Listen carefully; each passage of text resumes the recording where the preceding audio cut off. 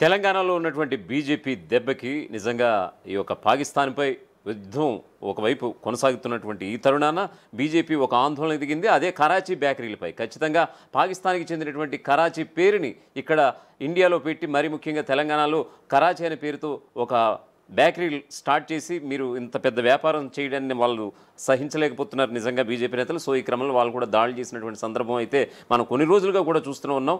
ఈ రోజు దీనికి సంబంధించిన అప్డేట్స్ తెలుసుకోవాలంటే కనుక ఖచ్చితంగా హైదరాబాద్లో ఉన్నటువంటి ఏవైతే కరాచీ బేకరీలు ఉన్నాయో చాలా చోట్ల ఈ యొక్క స్టాల్స్ అన్ని కూడా క్లోజ్ చేసినటువంటి పరిస్థితి. కేవలం హైదరాబాద్లో మాత్రమే కాకుండా దేశంలో అనేక నగరాల్లో కరాచీ బేకరీ తన వ్యాపార కార్యకలాపాలను కొనసాగిస్తున్న సంగతి తెలిసిందే. అయితే స్వాతంత్రం వచ్చిన తర్వాత విభజన సమయంలో పాకిస్తాన్ నుంచి భారత్ వచ్చిన ఒక ఫ్యామిలీని దీన్ని స్థాపించిన సంగతి తెలిసిందే. అయితే పక్కన పాకిస్తాన్తో భారత్ యుద్ధం చేస్తున్న సమయంలో దాయాది దేశంలోని ఒక నగరం పేరును కలిగి ఉండడంపై దుమారం కొనసాగుతోంది. పాకిస్తాన్లో ఉన్నటువంటి కరాచీ ప్రాంతం యొక్క ఈ పేరుని ఇక్కడ హైదరాబాద్లో 23 శాఖలు ఉన్నాయి. కరాచీ బేకరీకి సంబంధించి 23 అవుట్లెట్స్ ఉన్నాయి. 23 అవుట్లెట్స్ కూడా కరాచీ బేకరీ పేరు మీదే రన్ అవుతూ ఉంటాయి. అసలు ఈ విషయానికి వస్తే కనుక కరాచీ బేకరీని 1953లో సింధీ వ్యాపారవేత్త కాంచంద్ రామ్నాని స్థాపించిన సంగతి తెలిసిందే.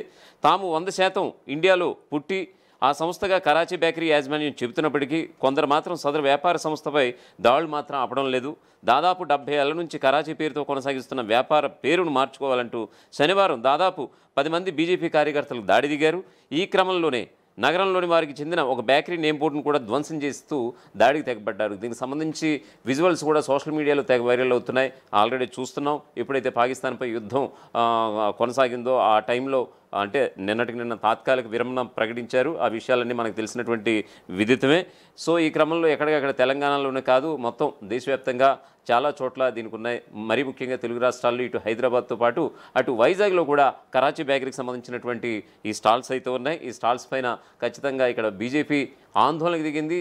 ఆ సదరు షాపులపై బేకరీలపై దాడులకు తెగబడింది. ఆ నేమ్ ప్లేట్స్ను కూడా ధ్వంసం చేస్తూ ఆందోళనకు తెగబడ్డారు. అలాగే పోలీస్ స్టేషన్లు కూడా కంప్లైంట్ ఇచ్చారు. ఎవరు ఇక్కడ మన ప్రాంతంలో పాకిస్తాన్ పేరు చెప్పి కరాచీ పేరు చెప్పి ఎక్కడ వ్యాపారాలు కొనసాగించడానికి వీల్లేదు, ఖచ్చితంగా వారిపై చర్యలు తీసుకోవాలంటూ కూడా స్థానికంగా ఉన్నటువంటి బీజేపీ నేతలు పోలీస్ స్టేషన్కు వెళ్ళి కంప్లైంట్ ఇచ్చినటువంటి పరిస్థితి కూడా కనిపిస్తోంది. దీనికి తోడు హైదరాబాద్తో పాటు విశాఖలోని కరాచీ బేకరీ షాపుల ఎదుట నిరసనకారులు బిజినెస్ పేరు మార్చుకోవాలని డిమాండ్ చేశారు. శత్రు దేశంలోని ఒక నగరం పేరును కొనసాగించడాన్ని వారు తప్పుపడుతున్నారు. ఈ క్రమంలోని బీజేపీ కార్యకర్తలు శంషాబాద్ ప్రాంతంలోని ఒక కరాచీ బేకరీపై దాడి చేస్తూ పాకిస్తాన్ మర్దాబాద్, భారత్ మాతా జిందాబాద్ అంటూ నినాదాలు చేస్తూ దాడికి యత్నించిన వీడియో ఇప్పుడు సోషల్ మీడియాలో తెగ వైరల్ అవుతోంది.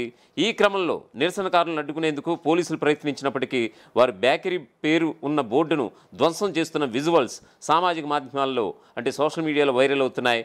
అయితే ఈ దాడిలో అక్కడ పనిచేస్తున్న ఉద్యోగులు సేఫ్గా ఉన్నారని, పెద్దగా ఆస్తి నష్టం కూడా జరగలేదని పోలీసులు అంటున్నారు. సకాలంలో అక్కడ చేరుకుని పరిస్థితులను అదుపులోకి తీసుకొచ్చినట్లుగా కూడా పోలీసులు చెప్తున్నటువంటి పరిస్థితి కనిపిస్తోంది.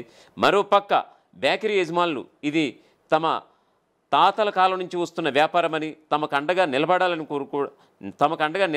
కూడా కోరుతున్నారు. ప్రభుత్వం కూడా పేరు మార్పు విషయంలో తమకు సహకరించాలని కూడా వారు విజ్ఞప్తి చేస్తున్నారు.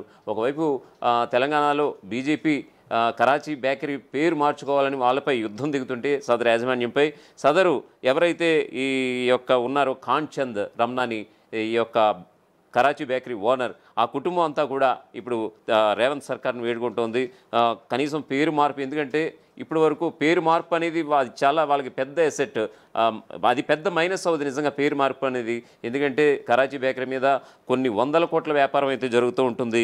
రంగారెడ్డి జిల్లా శంషాబాద్ మున్సిపాలిటీ పరిధిలో గల బేకరీకి గల కరాచీ పేరు మార్చాలని కోరుతూ ఆ బేకరీపై బీజేపీ నేతలు దాడి చేసిన ఘటన రాజీవ్ గాంధీ అంతర్జాతీయ విమానాశ్రయ పోలీస్ స్టేషన్ పరిధిలో చోటు చేసుకుంది. సిఐ బాలరాజ్ తెలిపిన వివరాల ప్రకారం ఇలా ఉన్నాయి. పాకిస్తాన్లోని కరాచీ పట్టణం పేరుతో మన దేశంలో బేకరీ ఉండకూడదని శనివారం కొందరు బీజేపీ నాయకులు ఆ బేకరీపై దాడి చేశారు. దాని పేరు మార్చాలని డిమాండ్ చేయడంతో అక్కడ ఉద్రిక్త పరిస్థితులు నెలకొన్నాయి. పాకిస్తాన్ ముర్దాబాద్, భారత్ జిందాబాద్ అనే నినాదాలు కూడా ఎక్కిపెట్టారు. ఈ సమాచారం అందుకున్న వెంటనే ఘటనా స్థలానికి చేరుకుని అక్కడ ఉన్నటువంటి బీజేపీ నేతలను సముదాయించి బేకరీ పేరు కనబడకుండా నల్లడ్డబట్ట కప్పడంతో సమస్యను సద్దుమణుగు చేసినట్లుగా కూడా పోలీసులు చెప్తున్నటువంటి పరిస్థితి. మరోవైపు బేకరీ మేనేజర్ ఫిర్యాదు మేరకు కేసు నమోదు చేసుకుని దర్యాప్తు చేసినట్లుగా కూడా సీఐ తెలిపారు. ఒకవైపు బీజేపీ ఈ కరాచీ బేకరీ పట్ల నేమ్ పట్ల అసంతృప్తి కూడా వ్యక్తం చేస్తూ పోలీస్ స్టేషన్ మెట్లు ఎక్కినటువంటి సందర్భం ఒక ఎత్తు అయితే తమపై దాడులకి తెగబడ్డారు, పేరు విషయంలో షాపుల వద్దకు వచ్చి తమపై దాడికి తెగబడ్డారంటూ కూడా ఇటు బేకరీ సిబ్బంది కూడా పోలీస్ స్టేషన్లను ఆశ్రయించినటువంటి పరిస్థితి కనిపిస్తోంది. ఈ మేరకు బీజేపీ నేతలపై కూడా స్థానికంగా కంప్లైంట్స్ కూడా నమోదు చేసుకున్నాయి. ఇక కరాచీ బేకరీపై బీజేపీ నేతలు దాడి చేయడం హేయమైన చర్య అని మంత్రి అనసూయ సీతక్క పేర్కొన్నారు. రాజకీయ లబ్ధి కోసం విద్వేషాలు రెచ్చగొట్టడం తగదని ఆమె ఒక ప్రకటనలో వెల్లడించారు. దేశ విభజన సమయంలో హిందువులైన కరణ్చంద్ కుటుంబం హైదరాబాద్కు వచ్చి స్థిరపడడంతో పాటు కరాచీ బేకరీ స్థాపించారని తెలిపారు. యాక్చువల్గా వాస్తవానికి కరాచీ బేకరీ అనేది ముస్లిమ్స్దని అనుకుంటారు, కానీ కాకపోతే ఇక్కడ హిందూ కుటుంబం కరణ్చంద్ కుటుంబం కింద తెలిసినటువంటి పరిస్థితి అయితే కనిపిస్తోంది. ఈ దేశ బిడ్డలదే కరాచీ బేకరీ అని స్పష్టం చేశారు. ప్రధాని మోదీ, కేంద్ర హోంమంత్రి అమిత్ షా సొంత రాష్ట్రం గుజరాత్తో పాటు పలు రాష్ట్రాల్లో వ్యాపారం నిర్వహిస్తున్న కరాచీ బేకరీపై బీజేపీ నేతలు దాడి సరికాదన్నారు సీతక్క. అలాగే కరాచీ బేకరీకి ప్రజాప్రభుత్వం అండగా ఉంటుందని కూడా సీతక్క వెల్లడించారు. ఎందుకంటే ఒకవైపు ఇది బీజేపీ ఆందోళనకు దిగుతుంటే ఇటు కాంగ్రెస్ మాత్రం సపోర్ట్ చేస్తున్నటువంటి పరిస్థితి. ఓ రకంగా ఈ యొక్క వ్యాపారవేత్త కుటుంబానికి కూడా ఇది ఒక కొంచెం అనుకూల వాతావరణంగా చెప్పుకోవచ్చు. కరాచీ బేకరీ విషయానికి వస్తే కనుక తెలంగాణ రాష్ట్ర రాజధాని హైదరాబాద్లో ఉన్న బేకరీ ఇది. దీన్ని ప్రధాన స్టోర్ మొజంజాహిం మార్కెట్ సమీపంలో ఉంది. దీనిని శ్రీకాంత్ చంద్ రామ్నాని స్థాపించారు. హైదరాబాద్లోని పేరొందిన బేకరీలు కూడా ఇది ఒకటి. ఇందులో ఫ్రూట్ బిస్కెట్స్, దిల్కుష్, ప్లమ్ కేకులు మొదలైనవి లభిస్తాయి. ప్రస్తుతం హైదరాబాద్, బెంగళూరు, చెన్నై, ముంబై, ఢిల్లీ అలాగే వైజాగ్లో మొదలైన ఇలాంటి నగరాల్లో ఇటువంటి కరాచీ బేకరీ స్టాల్స్ కూడా ఉన్నాయి. మధ్యప్రాచ్యం, యూకే, యుఎస్ఏలలో నివసిస్తున్న ఎన్ఆర్ఐల కోసం ప్రత్యేకంగా కూడా ఇక్కడి నుంచి ఈ కరాచీ బేకరీ నుంచి ఉత్పత్తులు కూడా ఎగుమతులు చేయబడుతున్నాయి.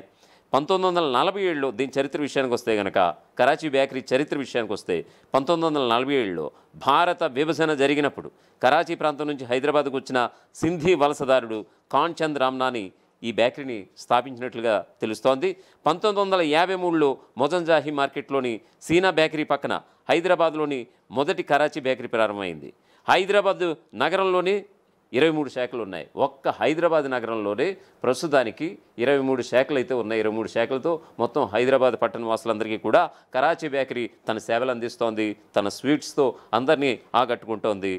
సో ఓవరాల్గా చెప్పాలంటే కనుక ఇప్పుడు కరాచీ బేకరీ అనే ఒక పదం ఏదైతే ఉందో ఆ పదం ఈ రామ్నాని వ్యాపారవేత్తకి ఇప్పుడు పెద్ద తలనొప్పిగా మారిందని అంటే కనుక ఖచ్చితంగా ఎన్నో ఏళ్ళ నుంచి 1947 నుంచి కూడా ఎప్పుడైతే దేశ విభజన జరిగిందో 1953లో ఇక్కడికి వచ్చి స్థాపించి ఈ కరాచీ బేకరీని అనేక శాఖోపశాఖలుగా విస్తరించి దేశంలోని ప్రధాన నగరాలకు కూడా విస్తరించి మరొకవైపు యూకే, యుఎస్ ఇటువంటి అంతర్జాతీయ వేదికలపై కూడా తన స్వీట్స్ని పంపించి తన రుచి చూపించి ఎన్ఆర్ఐలకు కానీ వీళ్ళకి కానీ ఎంతో పేరు ప్రఖ్యాతులు సంపాదించుకున్నారు కరాచీ బేకరీ పేరుతో. సో ఇది ఒక ముస్లింకి సంబంధించినటువంటి పేరుకి సంబంధించినటువంటి దీనిపై బీజేపీ అభ్యంతరం వ్యక్తం చేస్తూ ఇటు పోలీస్ స్టేషన్ మెట్లెక్కగా తమపై దాడికి తెగబడుతున్నారు. దాడుల పేరుతో ఇవి సరైనది కాదు. కరాచీ బేకరీ ఖచ్చితంగా ఇది ఒక ఇండియాలో పుట్టాం మేము, ఇండియా బేకరీ ఇది.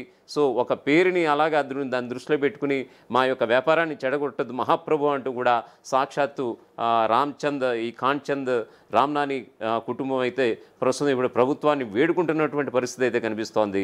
సో చూద్దాం దీనికి సంబంధించి ఎలాంటి అప్డేట్స్ కొనసాగుతాయో. ప్రపంచంలో ఏ మూల ఏ క్షణం ఏం జరుగుతుందో వేగంగా తెలుసుకోవడానికి తొలి వెలుగు వాట్సాప్ ఛానల్ని ఫాలో చేయండి.